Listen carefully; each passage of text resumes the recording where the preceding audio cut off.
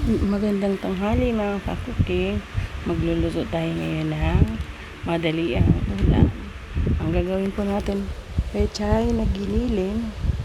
Ay, pechay, sorry po. Pechay with giniling. Yung pong parang soup siya. Nilagyan ko po ng sabaw para naman po maiba naman. Kasi po nitong mga nagdaang araw, lagi na lang po ang ulam namin prito, adobo, mga ganun po.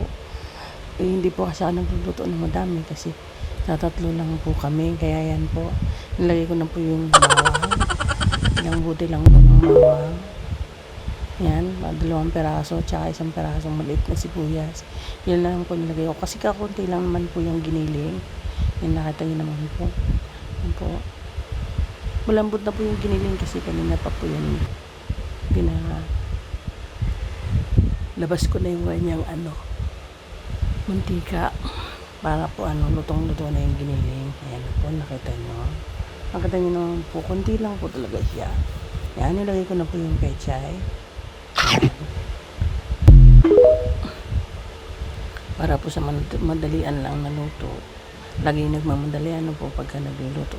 Ganun po talaga kasi kakonti nga lang po. Sabi tulad po ng sinabi ko, ilan lang po kami dito sa bahay. Kaya pag nagluluto po ako, konti-konti na lang po. Not like before na medyo marami po kami dito sa bahay. Kaya po pag ako nagluto, medyo madami din po. Pero ngayon po, sa ngayon, konti lang din po kasi kami lang. Sayang din po kasi kung masisira lang yung ulam sa mahal ng bilihin ngayon. Kaya po, ganun. Kata nyo naman po, nilagay ko na po ng tubig, nilagay ko na yung pork cubes. Ang nilagay ko pong pork cubes dyan ay isang buong pork cubes para malasa naman po. Hindi na po siya kailangan ng timpla ng kung ano-ano, yan lang po. Naglagay po pala ako dyan ng 2 basong tubig para po medyo may sabaw talaga siya. Para po may may mahigop ka. Kahit ginit ang masarap pag may sabaw. Ayan po, nakita niyo naman po. Napakadali lang po talaga lutuin ng ganyan na luto. Ayan, luto na po siya. Yan, simpleng ulam mo ng Pinoy. Ewan ko lang po kung sino makaka-relate sa akin nilutong yan. Ewan, basta po ako ay nagluluto ng ganyan pag gusto ko po ng soup. I mean sabaw. Yung ganyan, nakita nyo naman po. O, ayan. Kita nyo naman po. Solved na po yan. O, ayan, ganyang ulam lang po.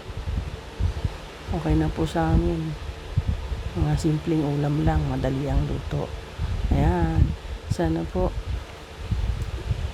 mag-enjoy kayo, kain po tayo. Maraming salamat sa manonood. Thank you po. Thank you for watching. Maraming salamat po sa inyo. Kain po.